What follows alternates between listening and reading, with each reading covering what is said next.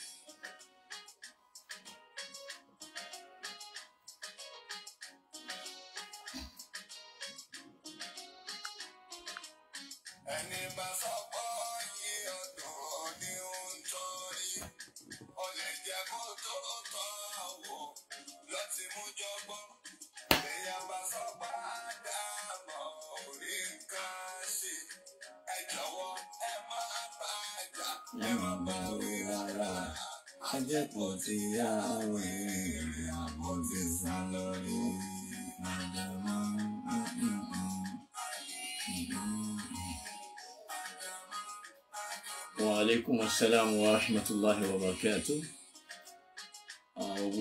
السلام عليكم. وعليكم السلام ورحمة الله وبركاته. جزاكم الله خير.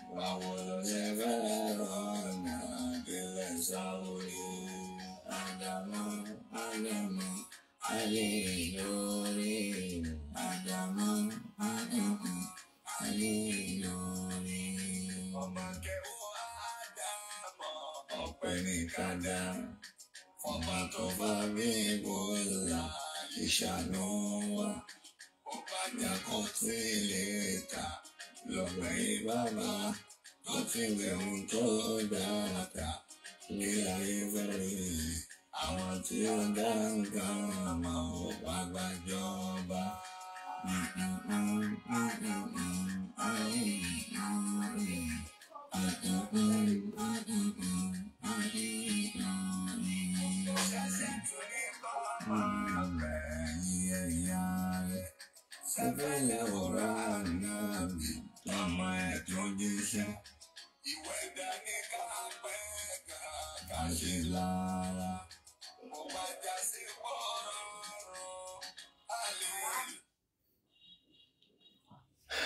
بالله من الشيطان الرجيم.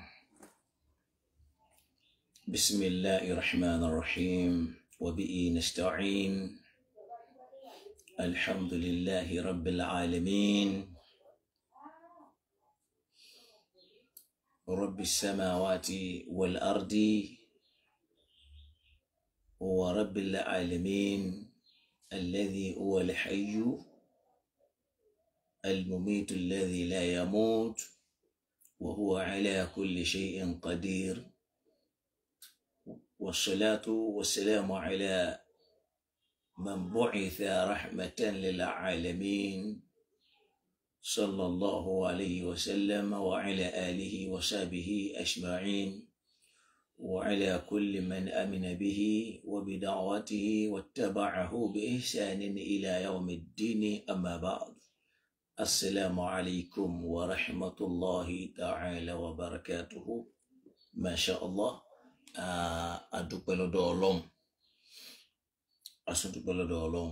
àsìkára ọpẹ́ wa pẹ̀lú alhamdulillah rabbil alamin. Ọlọ́run tó dá sánmà tó sì dá lẹ́lẹ̀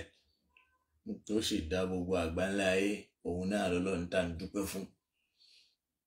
Ọlọ́run tá ń wí yìí, tá ń dúpẹ́ fún yìí náà ni ọba tó já sí pé ní òun ní máa ń fi ẹ̀mí sára àwa táwa tá ń ṣẹ̀mí. Òun náà ló sì máa gba ẹ̀mí kú lára àwọn tí ò sí mọ́ ta ni wọ́n ti lọ. Ọlọ́run ọba yìí náà sì lọ́ba tó ní ìkápá agbára lórí gbogbo nǹkan láti ṣe gbogbo nǹkan sí bọ́lọ́run ti fẹ́ àti bó ti wù. Àwa tara bá ní tọrọ ìkẹ́gẹ́ fún aṣíwájú wa, ọ̀gá wa, ẹni Ọlọ́run ọba gbé dìde sí wa, kó máa jẹ́ àánú fún gbogbo àgbáńlá ayé tí ò ṣẹ́kù bì kan. Náà lànà Muhammad sallallahu ta'ala alayhi wa sallam. Ọlọ́run bá wa kẹ́, kó sì bá wa gẹ́, kó sì bá wa kẹ́ gbogbo àwọn ìrúbà rẹ̀ àtàwọn sàhábà al-kiram wa tabi'in àti gbogbo àwọn tí wọ́n tọ̀là náà Nábì tí wọ́n sì gbà bó ti yẹ kí wọ́n gbà, tí wọ́n sì ń lò ó bó ti yẹ kí wọ́n ti lò ó gẹ́gẹ́ bí àwọn ẹni àná ti lò ó. Tá a bá wọn láyé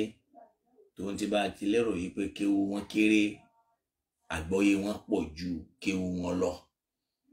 Tó wá já sí pàwá ti sìn kéwu pọ̀ àmọ́ àgbọ́yé ọ̀ tó nǹkan. Ìyẹn fi hàn yìí pé wọ́n nímọ̀ jù wá lọ. Ọlọ́run bá wa ṣàlékún kẹ́gẹ́ fún wọn.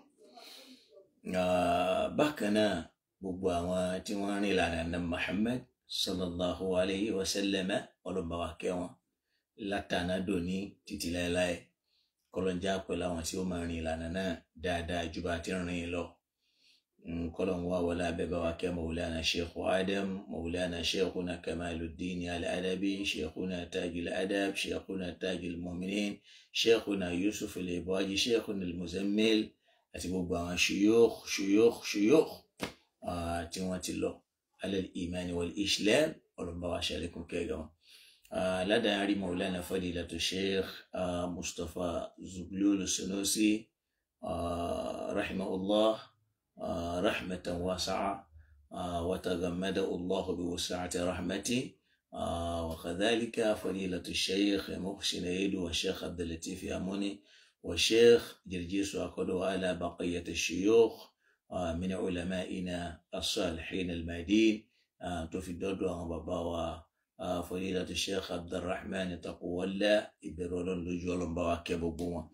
أواتاوا كلاي أولون داكم شواكو لكبالي مجاما نرى لا تولي مولانا فضيلة الشيخ حبيب الله حادم عبد الله ليلوري مدير المركز ومدير العلماء، شيخ المركز، شيخ العلماء، أدام الله لنا حياته بالعافية والصحة الكاملة يا رب العالمين. Ọlọ́run dákun bá wa ṣàlékún ìdẹ̀ra àtàlàáfíà wọn, lálàáfíà tí ó pé tí ò ní lábùkù lára. Bákan náà,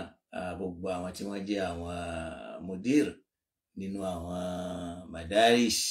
al-ilmiya ad-darasiyya al-arabiyya tí wọ́n gbé Islam lárugẹ Ọlọ́run bá wa dúró tí wọ́n kó má para lẹ́yìn wọn. Àwa padà sọ́dọ̀ àwa náà tí Ọlọ́run kádàrá kájọ máa gbọ́ra wa tí ṣe wípé àwa la máa sọ jù àbáwa la gbọ́ yé jù. Kódà àwọn tí wọ́n máa wò wá àwọn onímọ̀ pọ̀ ń bẹ, àwọn olóyè pọ̀ nù wa, àwọn tí wọ́n jọlọ́lá pọ̀ nù wa. Ọlọ́run bá wa ṣe dáadáa fún wọn. Látòrí Alhaji Al-Imam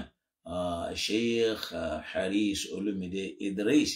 tí Ọlọ́run ṣẹ̀ṣẹ̀ fún wọn ní oyè tuntun, oyè ẹ̀kẹtàdínní gbogbo ìlú Ìbẹ̀jú látòkè délẹ̀. Mo kí yín kú oríire. Kọ́lọ̀ má sì jẹ́ kóríire náà, kọ́lọ̀ má jẹ́ ó di orí ibu. Ọlọ́run dákun jẹ́ kẹ́ ẹ lò ó pẹ́pẹ́pẹ́pẹ́pẹ́pẹ́ pẹ̀lú ẹ̀mí gígùn àtàlàáfíà. Kọ́lọ̀ ń wá bá wa fún yín láṣeyọrí lórí ẹ̀. Gbogbo àwọn tí wọ́n bá fẹ́ kẹ́ ẹ láṣeyọrí, Ọlọ́run dákun bá wa pa wọ́n lẹ́nu mọ́. Má fi yẹ̀yẹ́ àtẹ̀rín tí yẹn máa fi yẹn ṣe tí ó máa jẹ́ ní pé ó ti kùnà. Ọlọ́run má jẹ́ ó ṣẹlẹ̀ sí yín bí akil hayyil qayyum.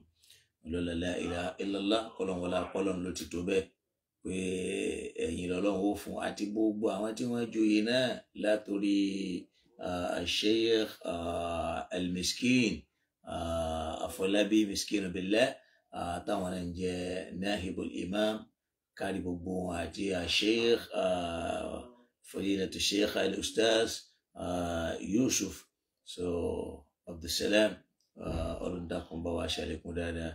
fún àfáàná ó kárí gbogbo àwọn tí wọ́n joyè náà àtòyè àdínì àtàwọn tí wọ́n joyè àwọn míì bẹ́ẹ̀.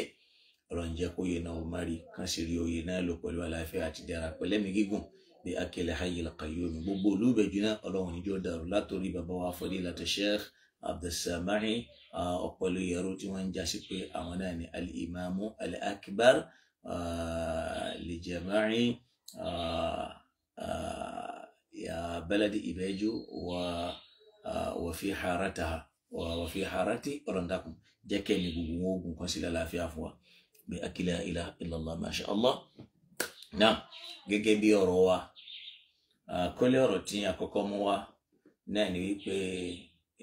dídá iná oúnjẹ sàárà fún òkú mùsùlùmí àlàyé ti lọ lórí èyí ni. Ẹlẹ́ẹ̀kejì tá a tún mú wá náà ni pé ìjókòó ọjọ́ kẹta fún òkú mùsùlùmí ìyẹn náà ti lọ bẹ́ẹ̀. Eléyìí wá ń jẹ́ àlàyé lórí ìjókòó ọjọ́ kẹta fún òkú mùsùlùmí. Èyí tá ìjókòó ọjọ́ keje táwọn kan sọ pé kò sọ́jọ́ kẹta kódà kò sọ́jọ́ keje ń bẹ o fáwọn tí Ọlọ́run bá fún ní òráyè rẹ̀ tọ́lọ́run sì gbà wọ́n láàyè ẹ̀. Èèyàn lè ṣàdúrà fún ẹni ó kú látọjọ́ tó ti wọlé Ọlọ́run títí dọjọ́ keje. Kódà èèyàn lè máa dáná oúnjẹ fáwọn èèyàn sadaqatan liwajhillah láti máa sọ pé èrè tí ń bá ń bẹ tá a bá fẹ́ rí ń bẹ Ọlọ́run bá wa fi ṣe sàárà kó o sì bá wa fi san ẹ̀san rẹ̀ fẹ́rù Ọlọ́run tó wọlé Ọlọ́run lọ́jọ́ tó wọlé ní títí tí ó fi pọ́jọ́ keje. A sì ti rákọọ́lẹ̀ tó sọ fún wa wípé wọ́n ṣerú rẹ̀ fún Ànábì Muhammad wa kadhalika li Abi Bakr, wọ́n ṣe bẹ́ẹ̀ fún Abubakar, wọ́n ṣe bẹ́ẹ̀ fún Umar radiyallahu ta'ala anhum ajma'in. Kọlọmbà wa yọ́nú sí gbogbo wọn látòkè délẹ̀ àti mẹ́rin yìí ni wá wọ́n dáná ńgbà Ànábì kú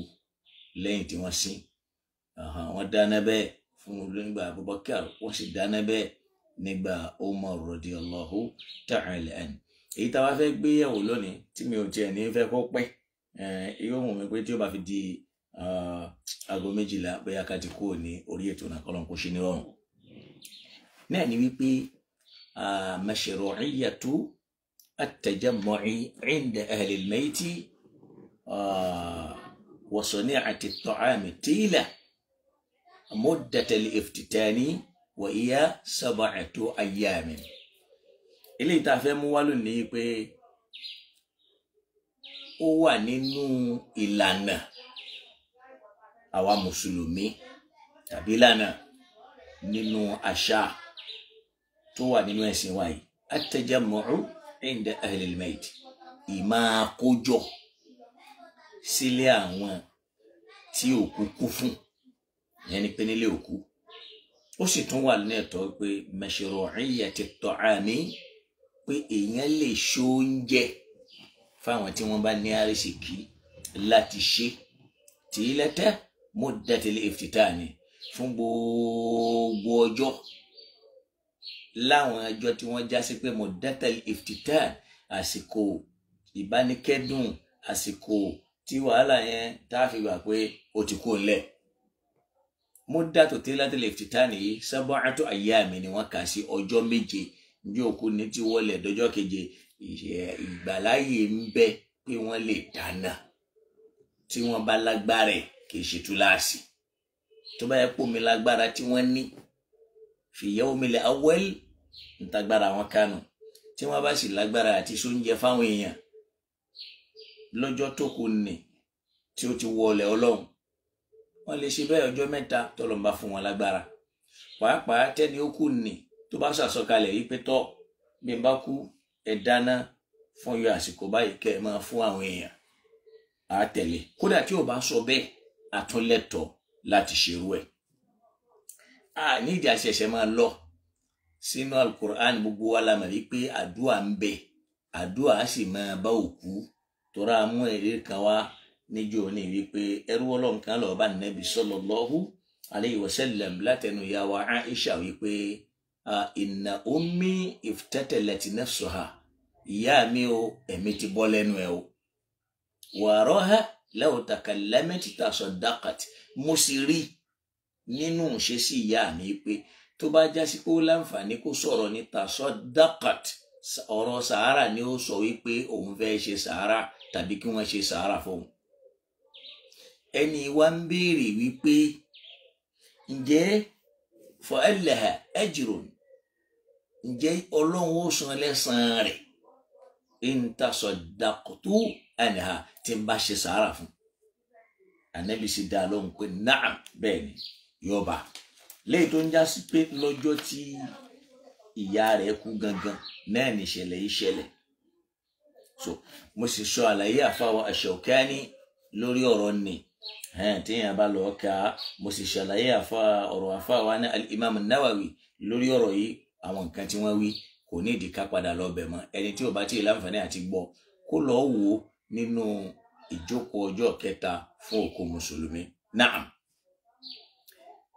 masha Allah, a rí wípé ẹ̀rí wo làwọn nǹkan tá a lè rí mú wá. Ẹ̀bí kò ní ìdíkà lọ Kùránì mọ́, kò sí ìdíkà lọ bìkan mọ́. A ti mú ẹ̀rí Kùránì wá, a sì ráwọn ànábì Ọlọ́run tí wọ́n ṣàdúà fáwọn òkú tí wọn náà tàbáwọn òbí wọn, bí kan sọ pé Rabbi ghfirli wa liwalidayya wa liman dakhala baytiya mu'minan wa lil mu'minina wal mu'minat. A rí inú àdúà àwọn ànábì Ọlọ́run tí wọ́n jẹ́ kó yé wa wípé Rabbi ghfirli walil mu'minina wal mu'minat. So àwọn àdúà ń bẹ bẹ́ẹ̀. So àwa rí wípé tá bá lọ kà àwọn àkọọ́lẹ̀ tó sọ̀rọ̀ fún wa, a rí wípé ó lẹ́tọ̀ọ́ láti ṣe bẹ́ẹ̀. Àkọ́kọ́ ni pé àfáwà Muhammad ibn Sa'ad na Muhammad bin Umar na Abubakar bin Abdullah bin Abi Sabra عن عبد الله بن عكرمة قال عجبا لقول الناس، عجبا لقول الناس إن عمر بن الخطاب نهى عن النوح ولقد بكى على خالد بن الوليد بالمدينة ومعه نساء بني المغيرة 7.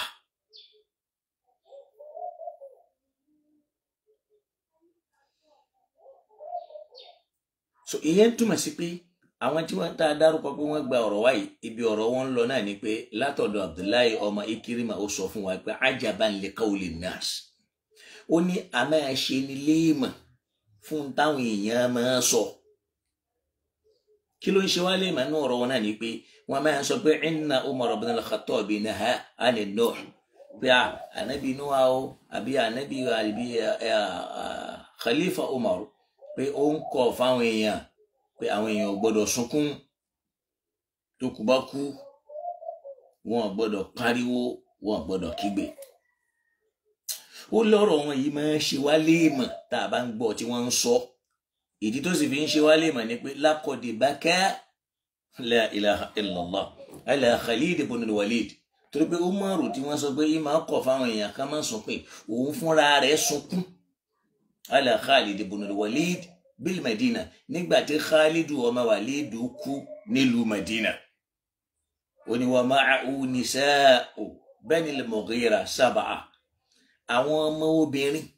tí wọ́n jẹ́ àwọn ará agboolé Bani al-Mughira wọ́n sì wà ń bẹ̀ fódìdí ọjọ́ 7 tí ẹ pé kò sí tí wọ́n ń ṣe kọjá yìí pé yushaqqiqna al-juyuba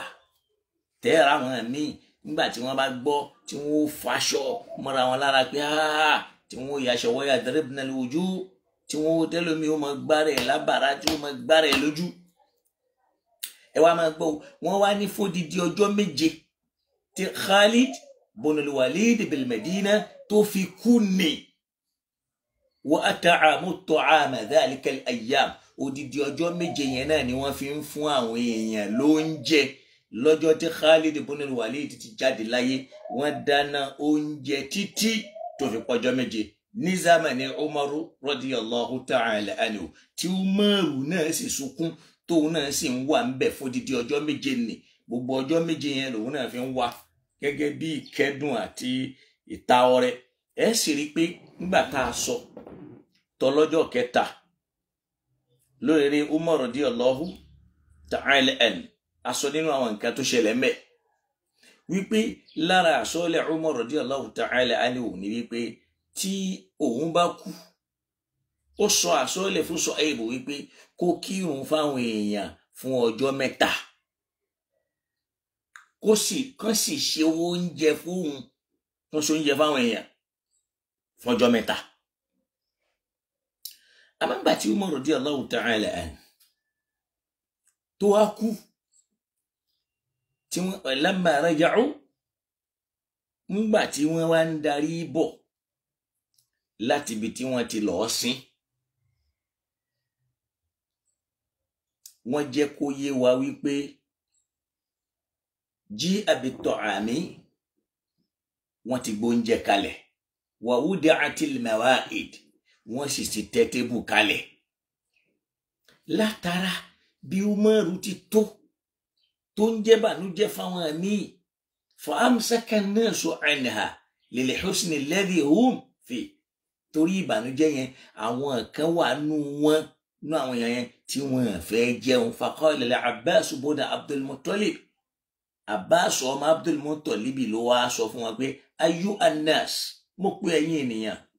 inna rasulullahi sallallahu alayhi wa sallam qad mata fa akalna wa sharibna ba'da wa mata Abu Bakr wa akalna wa sharibna ba'da ẹ̀yin ènìyàn ẹ wá o inna rasulullah sallallahu alayhi wa sallam mata èyí tó dájú ni pé òjíṣẹ́ Ọlọ́run kú qad mata ó kú fa akalna nígbà ó kú ní orí pé fáwù sábàbíyà ni ajẹun ba'dahu lẹ́yìn tí wọ́n sin wa sharibna asimu lẹ́yìn tó ń túmọ̀ sí pé lẹ́yìn tí wọ́n sin wọ́n ṣe oúnjẹ fáwọn èèyàn wọ́n jẹ wa mata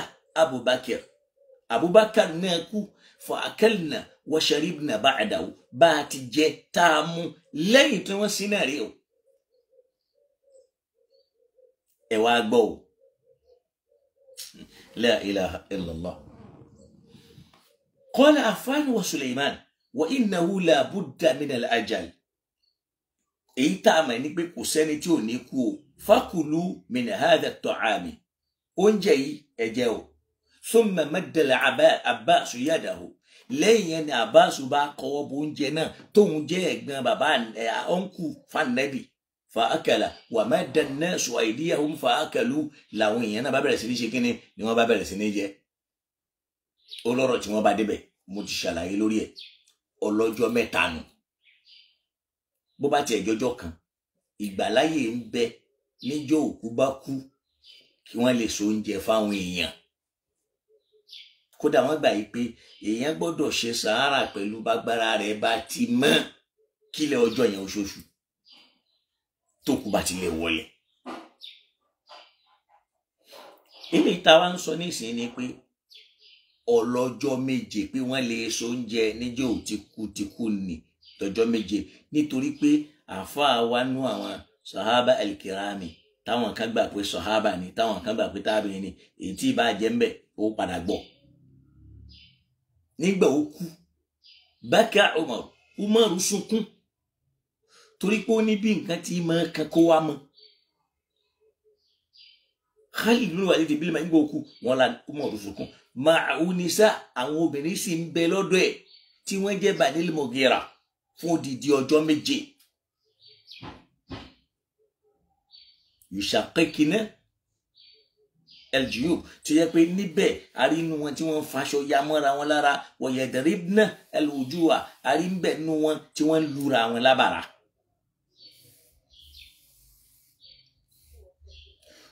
Wa at'amu at-ta'ama tilka al-ayyam hatta madat wọ́n sì dáná oúnjẹ fún dídí ọjọ́ méje nígbà tí Khalidu ibn Walid tó ṣàjáde láyé. Wọ́n so oúnjẹ fọ́jọ́ méje níjọ́ tó ti wọlé. Umaru sì wà ń bẹ̀ fún gbogbo ọjọ́ méje yẹn náà lòun náà fi ń wà ń bẹ̀. Àwọn obìnrin náà sì wà ń bẹ̀. Wa ta'amu at-ta'ama tilka al-ayyam odidi ọjọ́ méje yẹn náà ni wọ́n fi fáwọn èèyàn lóúnjẹ. Ma yanahunna Umar tí Umaru ò sì kọ́ pé rárá ẹ má sunkún mọ́ ẹ má ké mọ́ àbí ẹ má fáwọn èèyàn lóúnjẹ rárá. Umaru tó lóun náà fún rẹ̀ òun náà ṣerú ẹ̀.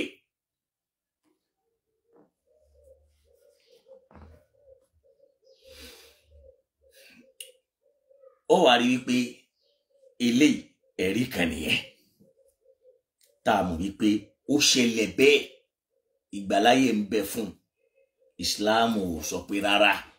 káàfi wá máa bára wa jà lórí ẹ̀. Àwọn tí wọ́n bá lágbára ẹ̀ ó rí pé tí àáfàá wa Ja'faru yẹn ọmọdé lòun ó kéré púpọ̀ ńgbà náà ọmọ 33 years ó sì jẹ́ nínú fámílì Ànábì. Ó jẹ́ bànújẹ́ fún wọn pé irú ẹ̀yẹn ni wọ́n pàdánù lóbi pé isna'u li ali Ja'far ta'aman ní àwọn mọ̀lẹ́bí wọn náà l'Ànábì bá wí láàrin àwọn tí wọ́n jẹjẹ́ bí pé ẹ̀sọ́ oúnjẹ fún ikọ̀ àwọn èèyàn ò kìí ṣàwọn ará àdúgbò ẹ̀ àti sọ yẹn kọjá kátúmọ̀ tó ṣe kíni kátúmọ̀ padà síbẹ̀ mọ́ kọ́lọ́nkó ṣíjú àánú fún wa. Bákan náà tá a bá tó lọ wo hadithu mi tá a fi lè mọ̀ yí pé kò sí láì fi bí èèyàn bá kú káwọn èèyàn kó jọ síbẹ̀ kí wọ́n dáná oúnjẹ fáwọn èèyàn káwọn èèyàn jẹun nínú ṣàrí Islam. Qala al-Bukhari fi sahih. Al-Imam al-Bukhari wọ́n sọ nínú tírà àwọn tí èèyàn bá lọ ka babu ma yukra'u min an-niyaha 'ala al-mayyit ojúpọ̀nà ẹ̀kọ́ èyí tí wọ́n kórìíra yẹn ni pé èyí tí wọ́n kórìíra nínú ariwo tàbí irú ẹkún igbe táwọn èèyàn máa pa lẹ́ni tó ti kú lórí. Faqala Umar radiyallahu ta'ala anhu wọ́n ní Umar ọlọ́ba ayọ́nuṣù wọ́n ló sọ pé da'ahunna yabqina ala Abi Sulaiman. Wọ́n èyí tá ń sọ yìí àwọn obìnrin yẹn ń sunkún wọ́n ń pariwo ẹnìkan sì fẹ́ dá wọn lákẹ́. Umar ń sọ pé da'ahunna fi wọ́n lẹ̀ yabqina ala Abi Sulaiman torí pé ẹkún tí wọ́n ń sún yẹn wọ́n ń sún lórí Abi Sulaiman. Ó ní lódiwọ̀n tó já sí pé ní lam yakum nak'un aw laqatun lódiwọ̀n tí nǹkan méjì ò bá ti sínú ẹkún tí wọ́n ń sún naq'un aw laqatun kí là ń pè ní naq'u kí là ń pè ní laqlaqa. Ó ní an-naq'u ìta ń pè ní an-naq'u ní at-turabu 'ala ar-ras léyìí táwọn èèyàn bá tí wọ́n bá ti mú yẹ̀pẹ̀ kán máa dà léra wọn lórí àbọ̀ nígbà tí nǹkan ṣẹlẹ̀ kí wọ́n máa mú yẹ̀pẹ̀ kó máa dà léra ẹ̀ lórí lódiwọ̀n tí yìí ò bá sí ń bẹ̀. Wal-laqlaqatu as-sawt tí wọ́n bá ti máa pariwo kán máa sọ ní tí ò dáa. Nǹkan ẹyọkan tá a kórìíra nínú ibi táwọn èèyàn bá kóra sí tá a lè kọ̀ fáwọn èèyàn nìyẹn. Àmọ́ bóyá wọ́n ń dáná àbí wọ́n ṣe kinní kan ẹnìkan ń sunkún àmọ́ ọ̀rọ̀ wọn náà ni pé ṣe sùúrù Ọlọ́run ó ṣàánú fún wa a lè rí dá padà torí ẹni ó lẹ́rú òun náà ló mú lọ láwọn ọ̀rọ̀ tútù ọ̀rọ̀ tí máa jẹ́ kọ́kọ́ èèyàn tútù láàmú sọ fáwọn èèyàn. bákan náà wọ́n júya pé lámà nínú antori kìlá Shaqiq òun jẹ́ kó yà pé lámà mata Khalid ibn al-Walid nígbà tí Khalid ọmọ Walid kú ijtama'na niswatun bani al-Mughira àwọn obìnrin tí wọ́n jára lé Mughira wọ́n kó jọ síbẹ̀ yabqina alayhi wọ́n ń sunkún nítorí Khalid yẹn faqila li Umar wọ́n wá ń sọ fún Umaru njọ́ náà yìí pé arsil ilayhinna fanahunna ránṣẹ́ sí wọn kò kí wọ́n dákẹ́ kánmọ́ kémọ́ yẹn pé la yabluguka anhunna shay'un takrahuhu wọn gbọ́dọ̀ máa ṣe irú nǹkan tó já sí pé nǹkan tó nífẹ̀ẹ́ sí káwọn máa ṣe torí pé Umaru kórìíra rẹ̀ káwọn èèyàn máa ṣe bẹ́ẹ̀ faqala Umaru njọ́ náà Umaru sọ fún wọn pé ma alayhinna an yuhrikna min dumu'ihinna ala abi Sulaiman ma lam yakun nak'un aw laqlaqatun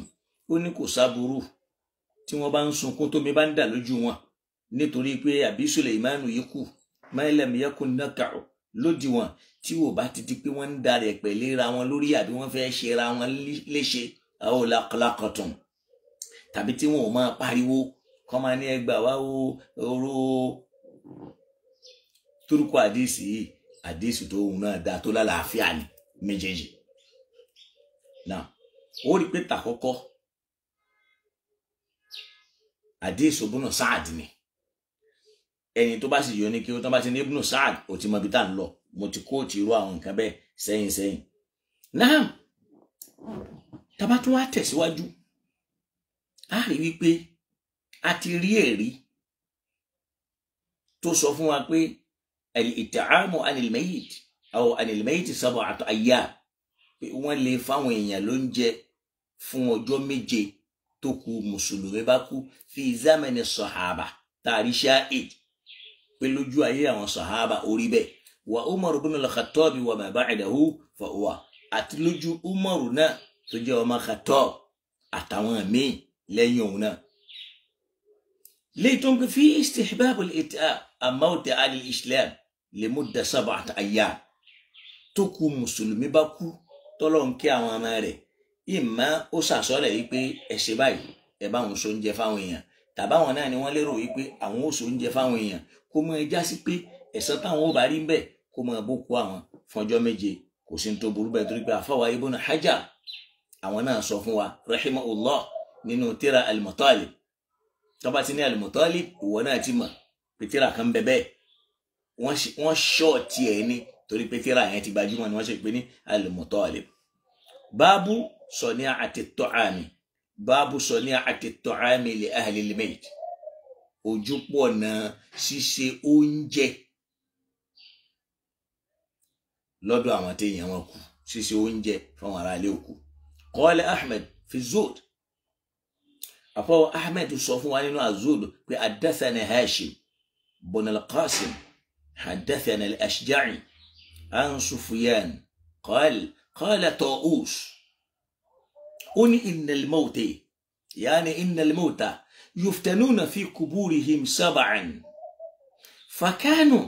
يستحبون أن يطعم عنهم تلك الأيام.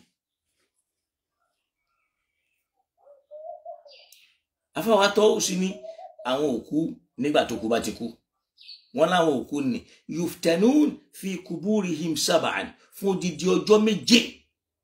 ni wọ́n máa fi pàdé dààmú wàhálà nínú sàárè yẹn fún ìbéèrè fún kankan wọ́n pàdé wàhálà. fakanu yastahibuna an yut'ama anhum tilka al-ayyam ìdí nìyẹn tí wọ́n fi fẹ́ nínú ìlànà wípé ká máa fún àwọn èèyàn lóúnjẹ nítorí tí wọ́n fáwọn ọjọ́ nì téèyàn ó kọ́kọ́ fi kó ìdààmú pé ó tiẹ̀ kọ́kọ́ wọnú sáré ìdààmú kọ́kọ́ báyàn nítorí pé ẹ̀mí yẹn ó sì máa tẹ̀lé ara yẹn káàkiri fún odidi ọjọ́ 7 yẹn kó tó mọ ibi tí ó kọ́kọ́ yà sí wọ́n máa ti ń gbòkú nì lọ ẹ̀mí ó máa tẹ̀lé káàkiri ẹ̀mí yẹn ó máa wà ní fisiniti ibi wọ́n gbòkú yẹn sí fún odidi ọjọ́ 7 kó tó filẹ̀. Náà wọ́n wá ní àwọn òkú nì yuftanun fi kuburihim 7 wọ́n rí dààmú nínú sáré fún odidi ọjọ́ 7 àkọ́kọ́ ni fàkànù ìdí nìyẹn táwọn aṣáájú wa tàná tí wọ́n jẹ́ nínú àwọn sàhábà àtàwọn tàbáìn tí wọ́n fi fẹ́ àyùtà àmàlìhùm tìlkàl ayyam pé àwọn ọjọ́ wọ̀nyẹn o ká máa fi fún àwọn èèyàn ló ń jẹ. Nítorí pé Al-Qur'an ti sọ fún wa yìí pé fakku raqabatin ma adraka ẹ pé ma fakku raqabatin ìntẹ́yìn lè fi mórí bọ́ níbi wàhálà tó lágbára ju orí ẹ̀dá lọ láyé àti lọ́run. Náà ní kíni o fakku raqabatin kó tú okùn ẹrú kúrò lẹ́rú obìnrin yálà ló kọ òkú ẹ̀ tó kú yálà lórúkọ rẹ̀ nígbà tó ń fúnra ẹ̀ bá wà láyé aw ita'ahum fi yawmin dhi masghaba tàbí ìmọ̀ fún àwọn èèyàn ló ń jẹ dhi masghaba láwọn àsìkò ebi téèyàn rí pé àsìkò yìí oúnjẹ ló wúlò láti ṣe fáwọn èèyàn. Àwọn àsìkò míì náà wà táwọn nǹkan míì náà wúlò láti ṣe fáwọn èèyàn. Ìdí nìyẹn tí wọ́n fi fẹ́ pé tó kú bá kú ọjọ́ 7 àkọ́kọ́ wọ́n fẹ́ torí pé ó dáa ká máa fi ṣe oúnjẹ fáwọn èèyàn lórúkọ ẹni yẹn ká sì máa ní lẹ́mìí pé tọ̀ gbogbo àwọn hujur thawab ẹ̀san èrè tá a fẹ́ rí ń bẹ̀ kọ́lọ̀ ń dákun kó bọ́ wa máa fi ṣíjú àánú ẹrú Ọlọ́run ni tó lọ. Wa min tariqihi kharajahu Abu Na'im lójúpọ̀ náà mi àfọwọ́ Abu Na'im nínú tírà tá à ń pè ní al-Hulya min tarjumati at-Tawus. Àwọn náà tún fi kún ọ̀rọ̀ yìí wọ́n ní haddathana Abubakar bin Malik sana Abdullah bin Ahmad bin Ambal sana abi. Àwọn náà múrú ẹ̀ wá. Wa hadha atharun sahih ọ̀rọ̀ tá à ń sọ yìí atharu tó lálàáfíà ni. Kama qala Ibn Hajar gẹ́gẹ́ bí àfáwà Ibn Hajar bí wọ́n ti ṣàlàyé fún wa wa Sayuti àtàfáwà Sayuti. Wa dhakara anna lahu hukmu ar-raf' gbogbo yẹn lórí ọ̀rọ̀ àdìsí lálàáfíà òun lè yé nì. Kódà wọ́n sọ̀rọ̀ وتابعي يحدث الطاووس وهو التابعي الكبير أمن كان قبله من أصحاب النبي وأفضل القرون gbogbo yìí ni àní ń ta fẹ́ lò lórí yẹn kọjá ń ta lè lò ń bẹ̀ ni pé àwọn tá ń sọ yìí àwọn tá a gbà pé wọ́n lo àsìkò tó lọ́lá jù lórí nínú àsìkò tá nẹ́bí lónìí ni tẹ́gbọ́ ọ̀rọ̀ tí wọ́n ń sọ bí nassi nabiyil karim pẹ̀lú ọ̀rọ̀ àti ṣe sí tí wọ́n bá lọ́dọ̀ ànẹ́bí ni wa ashahum minal ibtidaa àmọ́ pé irú àwọn eléyìí wọ́n lè dá nǹkan kẹ́ṣẹ́ ká máa sọ pé nǹkan ni àwọn fúnra wọn ni wọ́n dálẹ̀ wa alifu kalla ẹgbẹ̀rún kò sí tó jọ. Wa man rama af'alahum bil bid'ah béèyàn bá wá ní àwọn nǹkan tí wọ́n ń sọ yìí o bídíà ni o fal bid'atu bi alshaq òun gan ló yẹ ká pè ló ń bídíà béèyàn bá ní òkè wọ́n dáná ń bi tó lóko bídíà ni òun gan ló yẹ kán lẹ bídíà mọ́ torí pé n tá ń sọ yìí n táwọn èèyàn ṣe fi zamani nabi fi zamani abibakir fi zamani umar fi zamani sahaba wa tabi'in. Bó bá tiẹ̀ rí yẹn orí yìí tá a mú wá tá a sọ pé Ànábì sallam nígbà tí wọ́n sin òkú kan tán ó wà létí kòtò àwòsọ alhafir ó ń sọ fáwọn tí wọ́n gbẹ́ kòtò yẹn pé àwòsọ àkíbalà rajlayhi àwòsọ àkíbalà rasi ẹ̀fẹ̀ bí orí ẹni ẹ̀fẹ̀ bí ẹsẹ̀ yẹn nígbà tí wọ́n sì kú níbi tí wọ́n ti sìnkú ni. So da'i murahatun olùpèpè kan tó ṣe obìnrin pa Ànábì pé ká bá ń pa Ànábì wá fàjà Ànábì sì lọ́ba wàjíyá bí tọ́ àmì wọ́n sì gbóúnjẹ kalẹ̀ nígbà wọn gbóúnjẹ kalẹ̀ nígbà kété tí wọ́n sì kú tán fa akala Ànábì fa akala al-qawm ma'a Ànábì jẹun gbogbo èèyàn náà sì jẹun pẹ̀lú ẹ̀ Ànábì lè yé ni àti múdìdà láti yẹn wá àti sọbi tó wà aṣọbi tá a ti lè rí nínú ìpele alákọ̀ọ́kọ́ yẹn pé ìdíje ìdáná oúnjẹ òkú sàárà fún òkú mùsùlùmí lọ́jọ́ tó kú yẹn gangan àti ṣàlàyé yẹn eléyìí ìgbàláyè ń bẹ pé wọ́n lè dáná oúnjẹ nígbà téèyàn bá kú téèyàn bá lágbára fún òkú rẹ̀ kó máa jẹ sọdàkọtẹlá ìtọrẹ àánú fún nítorí àwọn àdàmú ọjọ́ àkọ́kọ́ ọjọ́ kejì ọjọ́ kẹta títí dọjọ́ keje. Naam, kọlọ ń jẹ́ kó àwa náà ní àrísìkí tá a lè fi ṣerú ẹ̀. Kódà fáwa Sayuti ní òtírà tá à ń pè ní Ad-Dibaj,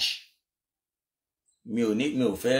japọ̀ láti máa sọ fọ́lùmù ní fọ́lùmù tí lélẹ́yìí tí mò ń sọ yìí wà, àmọ́ mi ò fẹ́ máa sọ ó ní nítorí mo rí pé kò ní bùkátà. Isnaduhu sahihun wa lahu hukmu raf'in, àdìsí tá a mú wáyé sọ àdìsí tó wà sahih ni. Kadhalika qala Ibn Hajar náà sọ kama fil fatawa al-kubra lamma su'ila bima lafzuhu ma qila innal mawta.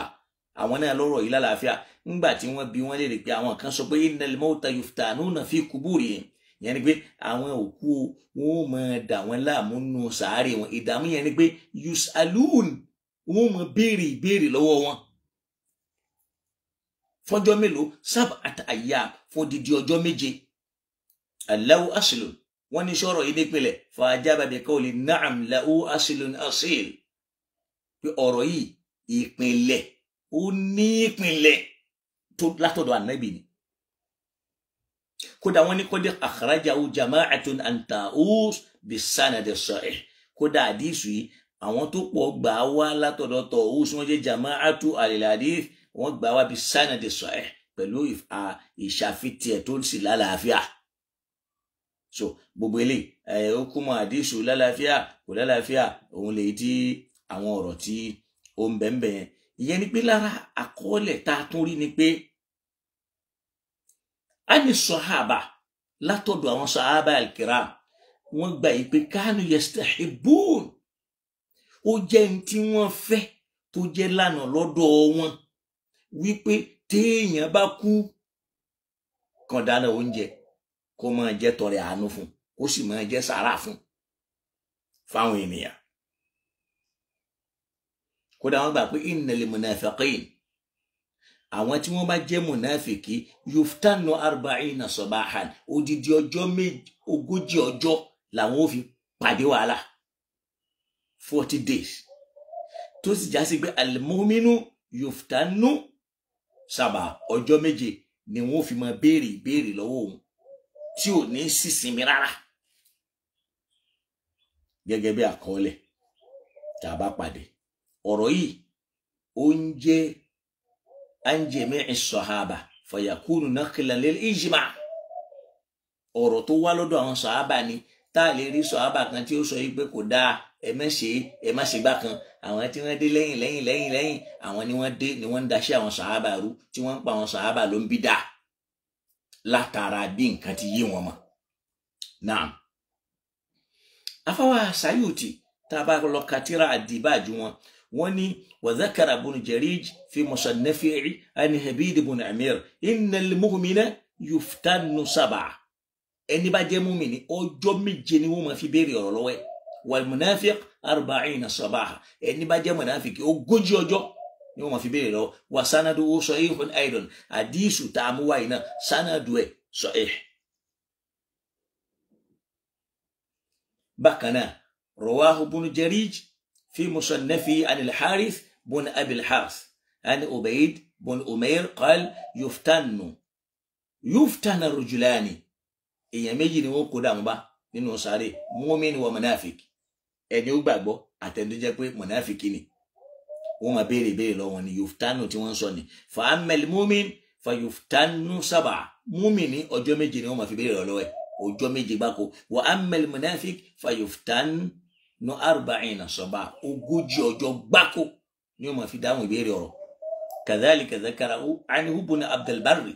bí Ibn Abdul Barri náà ti mú ọ̀rọ̀ yẹn wá nìyẹn tá a bá lọ ka tírà àwọn tí wọ́n pè ní at-Tamhid wa ghayruhu bi hadha sanad, àtàwọn ẹlòmíín náà pẹ̀lú sanad yẹn. wa qad qala al-Hafiz Hafiz sọfà bi sanadin ihtajja bi Ibn Abdul Barri qala as-Sayuti wa sanaduhu sahihun aidan, ọ̀rọ̀ tó lálàáfíà ni tó sì fẹsẹ̀ nílẹ̀. So ìyẹn nìyẹn. Bákan náà nínú ẹ̀rí tá a tún lè mú wá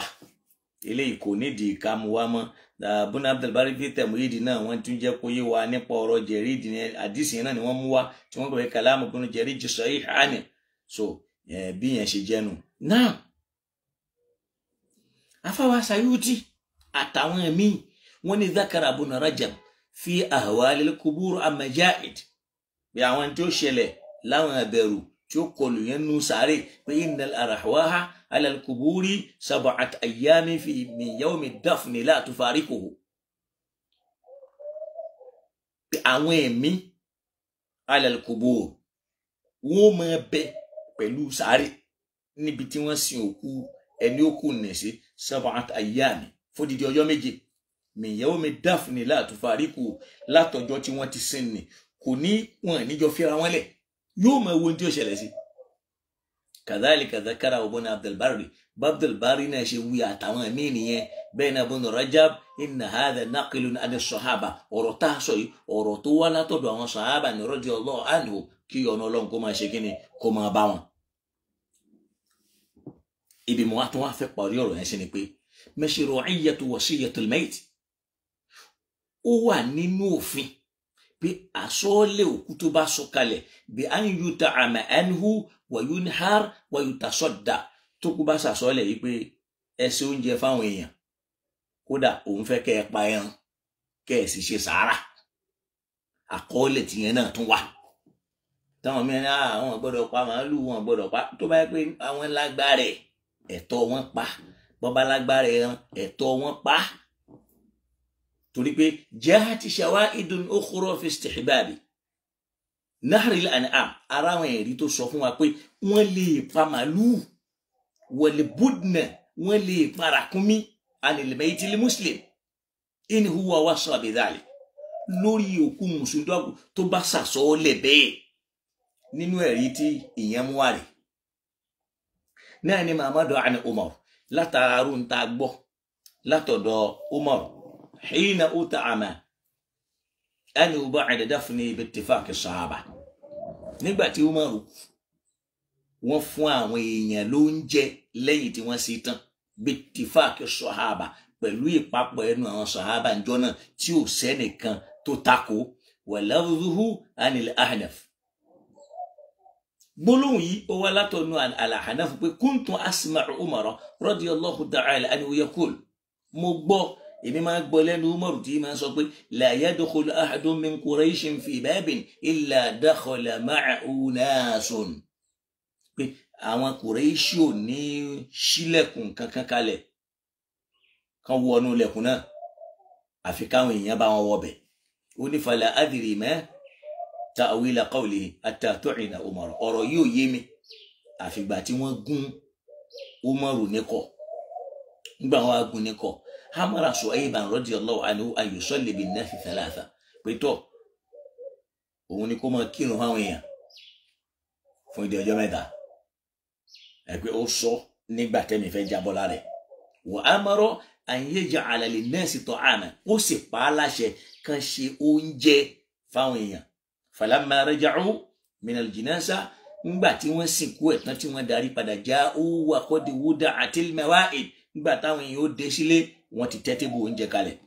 fa amsaka an-nasu 'an halil husni alladhi hum fi àwọn èèyàn fẹ́ jẹ́ torí ìbànújẹ́ tó ti bu ọkàn wọn dàrú faja'ala Abbas bunu Abdul Muttalib Abbas ọmọ Abdul Muttalib lóde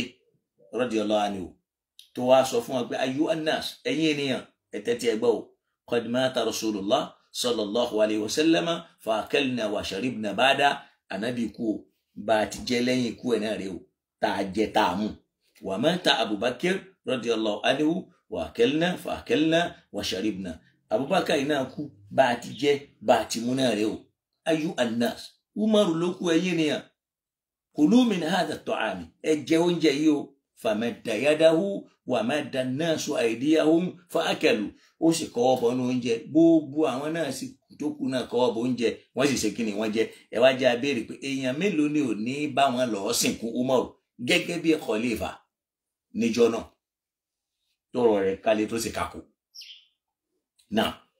ó wà rí pé afọwọ́ Abubakar wọ́n wá sọ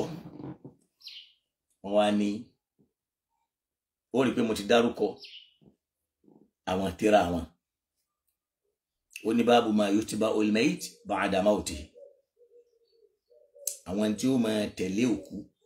aw ma yutba'ul mayt, tí ó máa tẹ̀lé òkú lẹ́yìn tó kú bá kú. So haddathana Ashim an Hajjaj an Umar fi Sha'bi an abihi an jaddihi annahu sa'ala an-nabiyya sallallahu alayhi wa sallam. Ó ní wọ́n bi òjíṣẹ́ Ọlọ́run léèrè faqala ya Rasulallah inna al-Aas ibn Wa'il wa kana ya'mur fi al-jahiliyya an yunhara mi'a budna wa inna Hisham ibn al-As nara asatahu fi min dhalika 50 badna afa anhara an. Afa wa yìí ń bi Ànábì léèrè wípé inna al-Aas ibn Wa'il, Aasi ọmọ Wa'il o ní asirul jahiliya, òun máa pa ẹran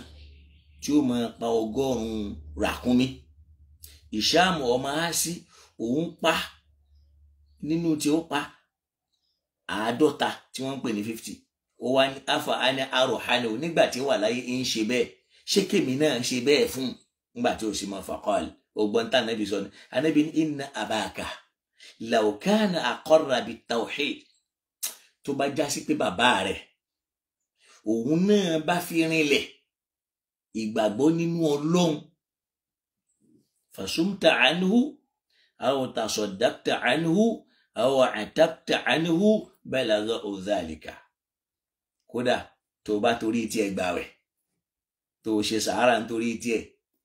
àbò bọ́kùn ẹrú kúrò lọ́rùn àwọn èèyàn nítorí tiẹ̀, balagha dhalika, òun ni ó bá law aqarra bit-tawhid. Má jẹun pé tó bá já sí pé nígbà tó wà láyé òun náà bá ní iman, ó nígbàgbọ́ nínú Ọlọ́run, òun náà gba Islam.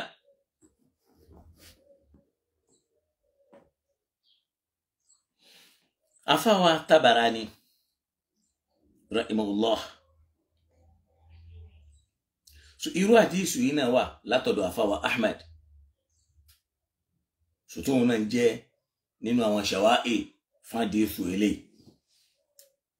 Afawa Tabarani tàbá lọ́wọ́ al-Kabir wọn,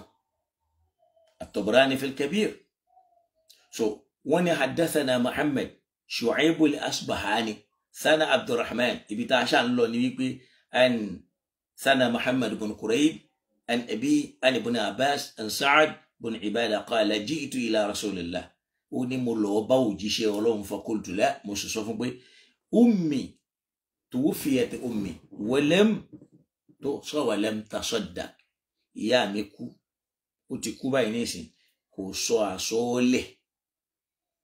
kò dẹ̀ ṣe sàrà. Fa'al tuqbal in tasaddaqtu anha, ṣé tí ń bá ṣe sàárà fún ṣọ́lọ́run máa gbà? Qala na'am, Ànábì ní bẹ́ẹ̀ ni. Fa'al yanfa'uha dhalika, ìjẹ́ yóò tiẹ̀ ṣàǹfààní fún? Qala na'am, Ànábì wá ní walau bi qura'i shatin muhtarikun, kódà bí ó bá já sí pé pẹ̀lú ọmọ ewúrẹ́ tẹ̀yán fáwọn èèyàn, Ànábì sọ bẹ́ẹ̀ fún. Torí pé Ànábì ń wo bẹ́ẹ̀ ni yẹn ṣe tó àbí bó ṣe mọ́. Nígbà tó ń béèrè, Ànábì ní ó ní in tasaddaqtu anha, ṣé tí ń bá ṣe sàárà fún fa'al tuqbal, ṣó yóò ní tẹ́wọ́gbà? Ànábì ní yóò ní tẹ́wọ́gbà. Ó ní fa'al yanfa'uha dhalika, ṣé yóò ṣe láǹfààní? Dhalik, Ànábì ní na'am walau bi qura'i shatin muhtarik, kódà kó jẹ́ pẹ̀lú ewúrẹ́, ọmọ ewúrẹ́ lágbára yín bá ká tí wọ́n yan fáwọn èèyàn, kò sí láì fi ń bẹ̀, ẹ̀san rẹ̀ ó bá. Kó yí fún ẹ pé kó jẹ́ sàárà kékeré, kó jẹ́ sàárà ńlá.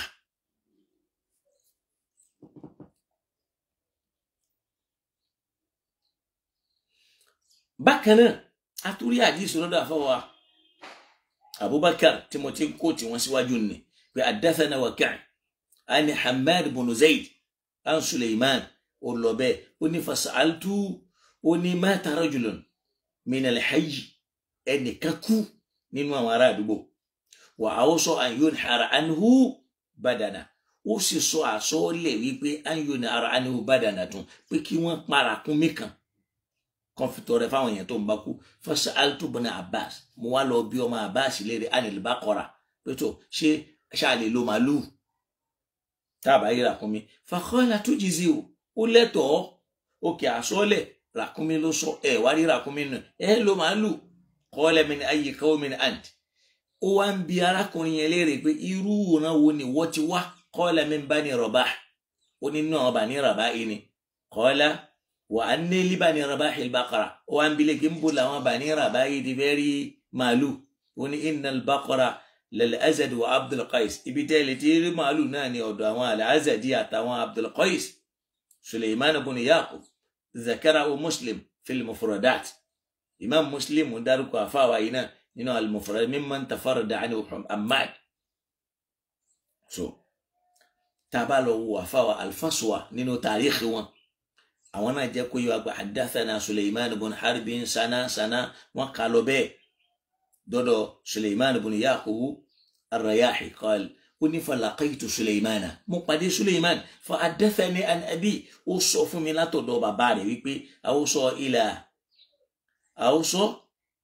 إلي رجل وأوصى ببدنه ولا راكوني كان ó sàsọ́ọ́lẹ̀ fún mi ó sì sàsọ́ọ́lẹ̀ bìbàdání yìí bìbódìní yìí pé ràkúnmí òun tó ń bá kú kápá fáwọn èèyàn qala fa ataytu ibn Abbas mo lọ bá ọmọ Abbas fa qultu lahu inna rajulan awsa ilayya wa awsa bibódìní so ó sì ní ràkúnmí òun kí wọ́n pa fàálì tó jíze ó àní bákàrà tó bá já sí pé ìjẹ́ ó ṣeéṣe ká lo màálù fún qala na'am oni ko shin to burumbe fa zakara nawa una muruwa oni qala amadu ni kana ayyubu wa ashabuna yujibuhum hadha alhadith afa wa ayyubu àtàwọn èyàn ọ̀rọ̀ yìí ma ṣe wọ́n lé mọ̀ oni wa nahnu bi amdillah yujibuna ma ajaba salafuna bó ṣe ń ṣe àwọn lé mọ̀ náà àwọn tàná yẹn pé irú nǹkan yìí wà náà ló ń ṣe àwa náà tá wá lẹ́yìn wọn bẹ́ẹ̀ náà ló ń ṣe wá lé mọ̀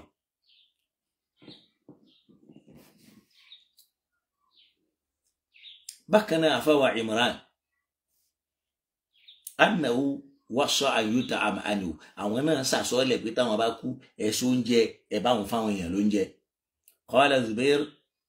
قال ابن زبر الربع في وصايا العلماء ترى كم بيقول وصايا العلماء حدثنا محمد بن علي بن زيد الصايغ نا سعيد بن منصور لو بي أن عمران بن أسين lamma ihtudara nígbà tí wọ́n ń pọ̀ka kú lọ́wọ́ nígbà àsìkò tó tọ́lọ́jọ́ fẹ́ dé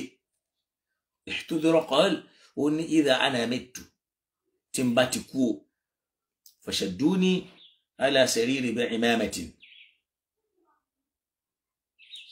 ẹ̀wé òkú mi lórí ibùsùn tẹ́ bá gbé mi sí بعمامة pẹ̀lú láwàní lòun fẹ́ ń tòun o wà ní فإذا رجعتم فانحروا وأطعموا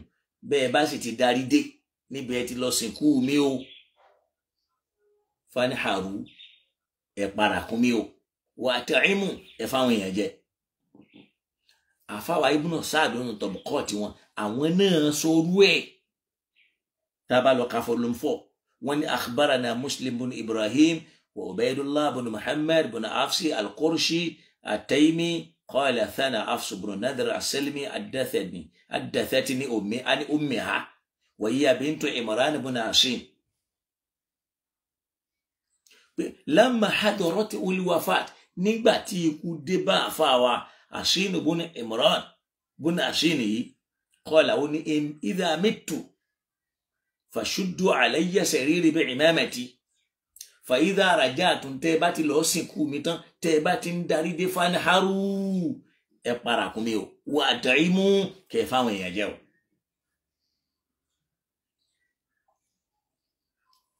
so àwọn ilé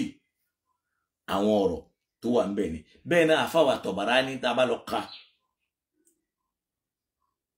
tírà àti wọn náà tí mo ti dárúkọ al-Kabiru wọn sẹ́yìn ni astaghfirullah tabaloka tarikh Tabarani ẹ bọ̀rọ̀ tí mo ń sọ yìí bẹ́ẹ̀ so wọ́n ní haddathana Muhammad bin Ali bin Shu'aib thana Khalid bin Khaddash wọ́n ṣá wọ́n lọ Imran bin Asin yana ni bin Imran an ummi Maryam bint Farwa bi anna Imran bin Asin fa zakara wa qala al-Aythami Haythami náà tún sọ bẹ́ẹ̀ tá a bá lọ kàtẹ́ra wọn. Àwọn náà ní báàbù fi ta'ami yusna, ojú pọ̀ náà wípé ṣíṣe kan ṣe oúnjẹ fẹ́ni tó ti kú. Rawahu Tabarani fil Kabir. So àwọn náà gbà wá. So eléyìí tá a ṣàfẹ́ lò ń bẹ̀ ni wípé tó kú bá kú kò sí láì fi kankan táwọn tí wọ́n lò kú ní bá lágbára láti so oúnjẹ fáwọn èèyàn lọ́jọ́ kìíní dọjọ́ kẹta, lọ́jọ́ kìíní dọjọ́ keje. Tora rí náà sàhábà al-kirami tó já sí pé ó di ọjọ́ méje bíi Khalid ibn Walid tí wọ́n so oúnjẹ fún odidi ọjọ́ méje gbáko torí pé àsọọ́lẹ̀ tiẹ̀ nìyẹn bó ti lóun ti fẹ́ nù. Kódà bẹ́ẹ̀ yóò bá sàsọọ́lẹ̀ rẹ̀ bẹ́ẹ̀ táwọn ọmọ rẹ̀ lágbára bẹ́ẹ̀ pé àwọn fẹ́ fi àánú kọ́ bàbá àwọn lọ́rùn torí pé odidi ọjọ́ méje àkọ́kọ́ ni tí ó kọ́kọ́ lò nínú sàárè, àwọn ọmọ bí ó ti rí wọ́n lè máa fi ṣe sàárà kán máa fáwọn èèyàn lóúnjẹ kán sì máa fún wọn ní mímu, kò sí láì fi mẹ́.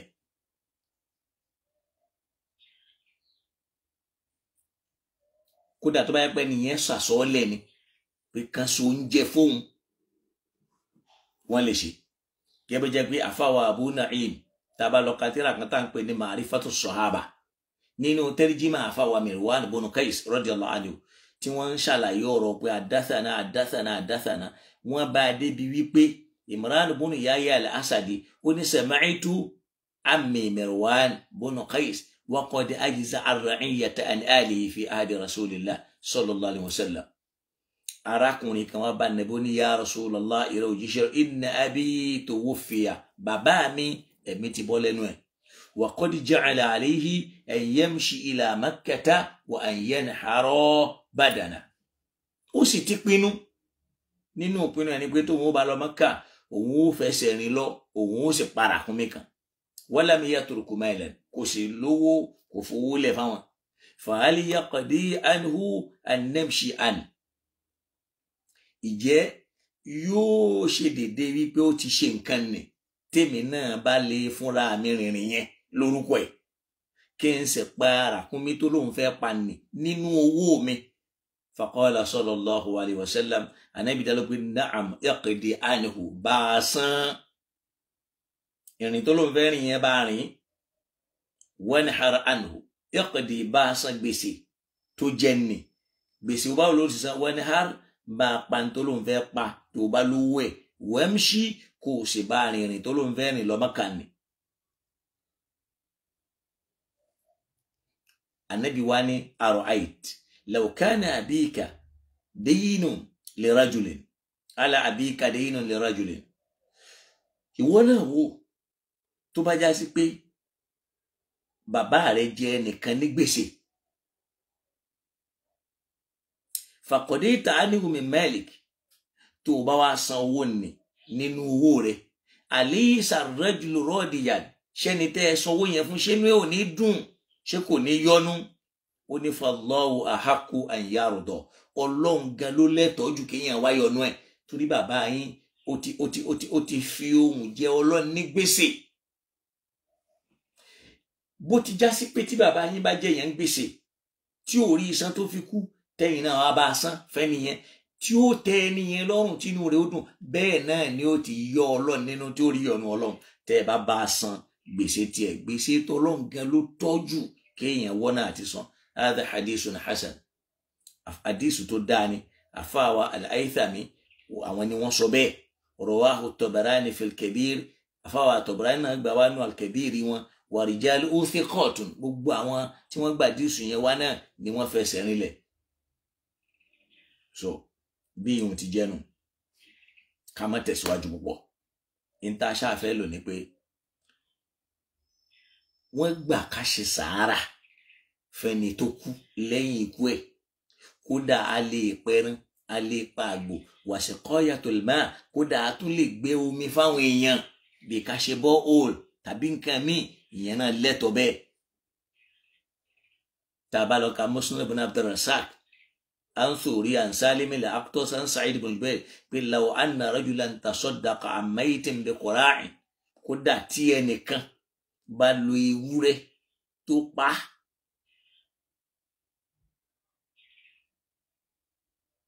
pa kódà kó jẹ́ pẹ̀lú ìtẹ́ ewúrẹ́, kó jẹ́ pẹ̀lú tẹ ewúrẹ́ ló lò taqabbalahu Allahu minhu Ọlọ́run gbà lọ́wọ́ ẹ̀. Ọlọ́run gbà lọ́wọ́ ẹ̀. Qala Tabarani fil Kabir, àwọn náà má di sùnmí ìwà wọn lọ bẹ́ẹ̀ an Sa'd ibn Ubadah an Ibn Abbas an Sa'd ibn Ubadah qala ji'tu ila Rasulillah tuwufiyat ummi wa lam tusa. Mo ti múrò àdìsí wa ṣe tá a bá ṣe sàárà Ọlọ́run ó gbà lórí ẹni tó kú, ó ní yóò gbọ́ wala bi qura'i shati muhta, kódà kó jẹ́ bó jẹ́ pẹ̀lú ìtàn ewúrẹ́ kan báyìí lẹ́yìn fáwọn èèyàn tí wọ́n jẹ́ Ọlọ́run ó gbà. A lè tún lè gbẹ́ omi láti fi ṣe sàárà fòkù, torí omi náà oúnjẹ ni.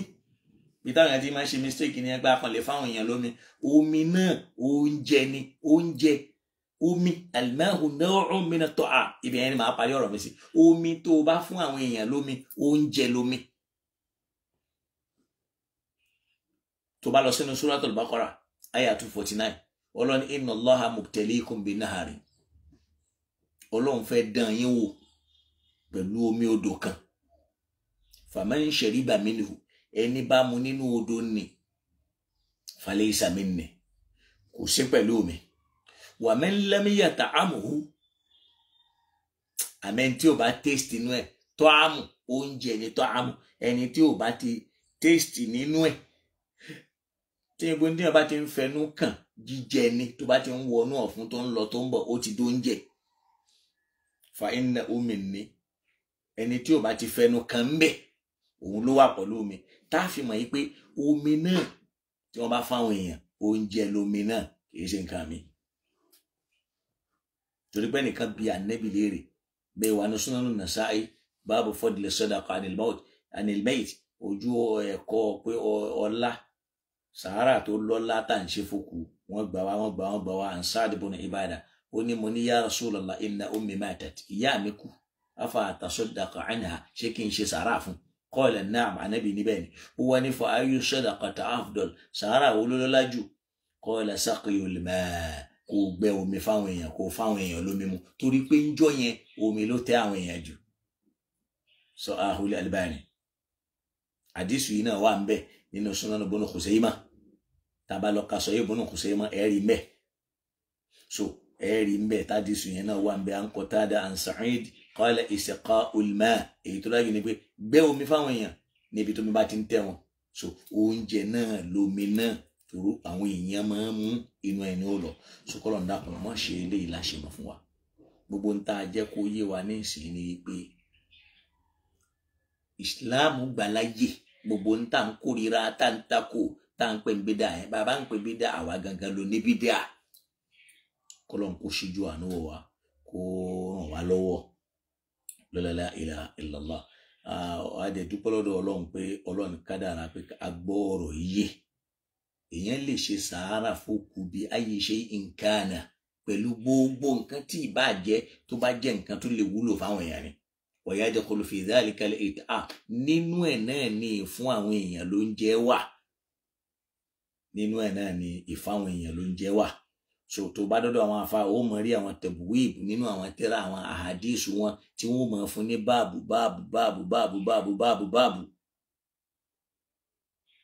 So àwọn ẹ̀rí pọ̀ lórí ẹ̀. Bọ̀ àdánwò ta ni pé ẹnu táwọn àfa wa fẹ́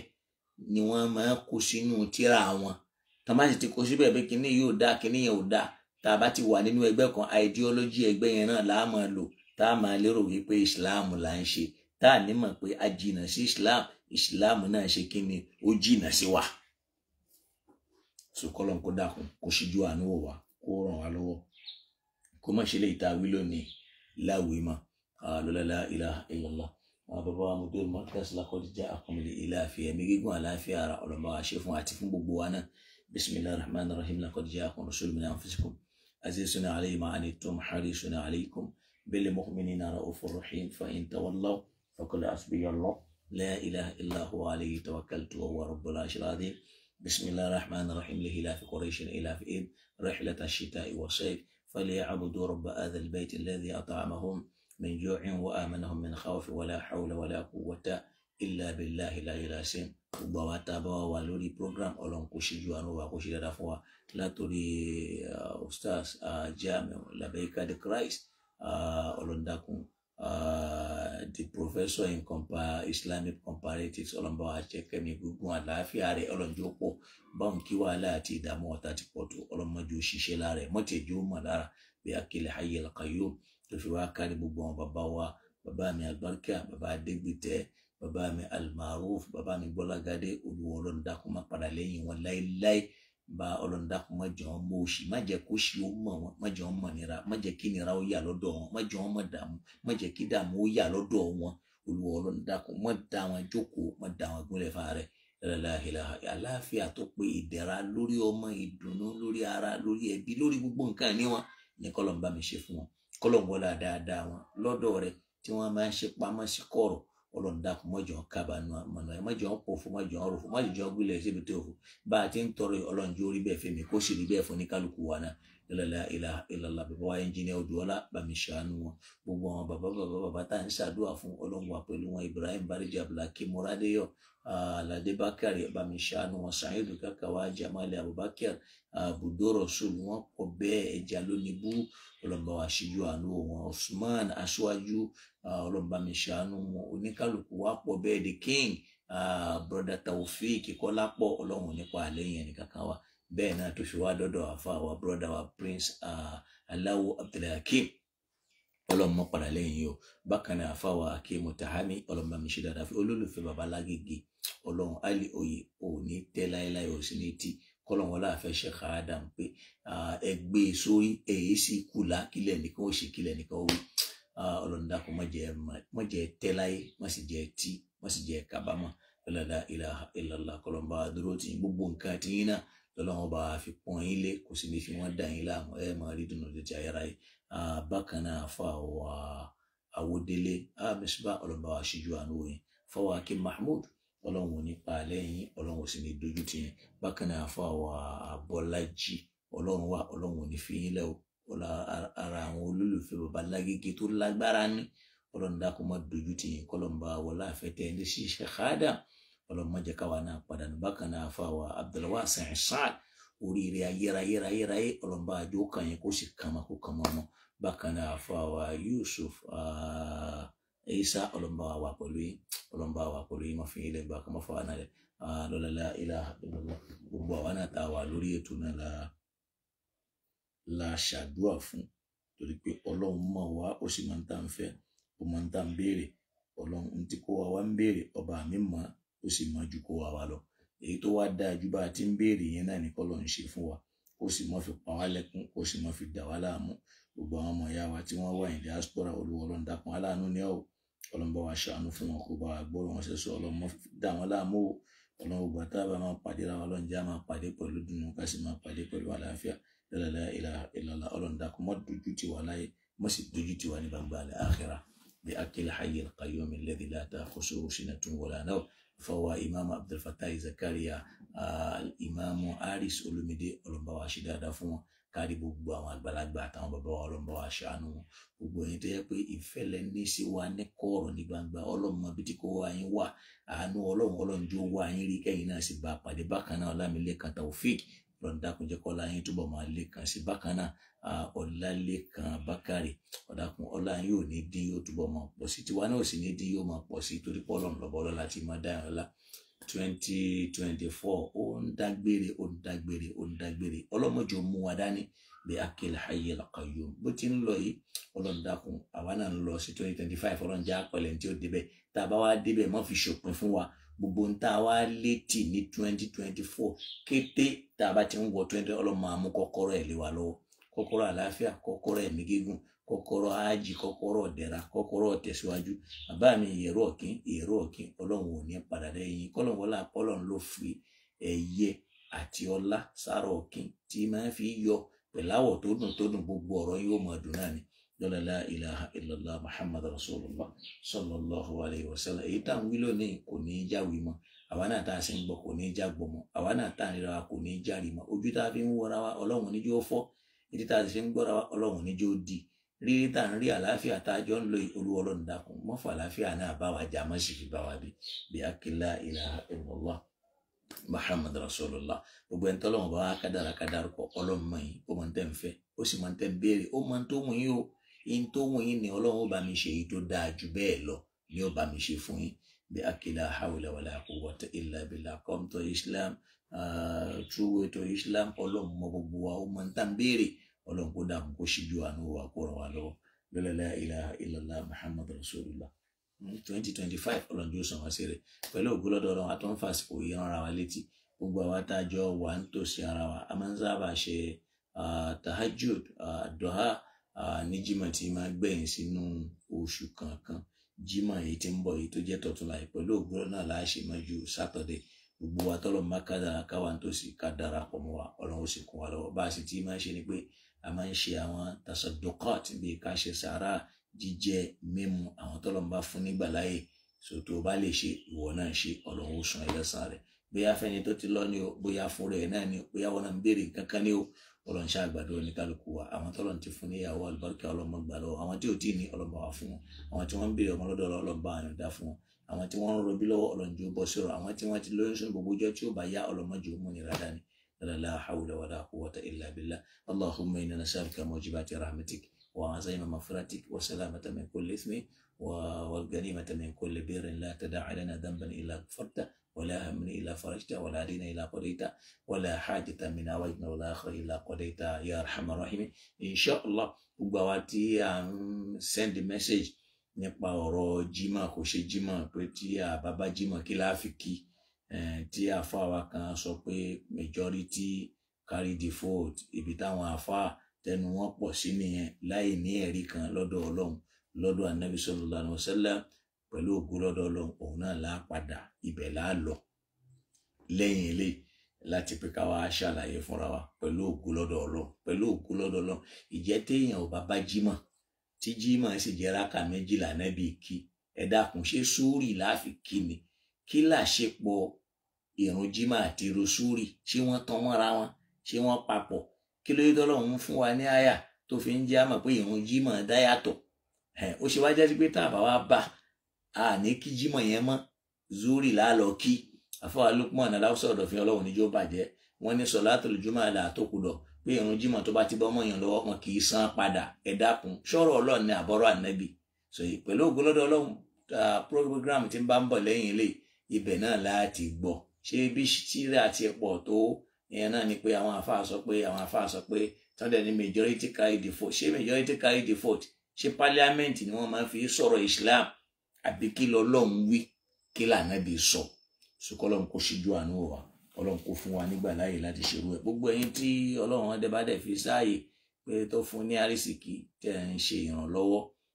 fún ètò yìí ẹ má dáwọ́ dúró Ọlọ́run lọ́ba tó ní èrè tí máa pín èrè Ọlọ́run ó pín èrè fún gbogbo wa bí akila hawla wala quwwata illa billah subhanaka allahumma wa bihamdika nashhadu an la ilaha illa anta nastaghfiruka wa natubu ilayk gbogbo àwọn tí wọ́n bí wa tí wọ́n ti kọjá sọ́dọ̀ Ọlọ́run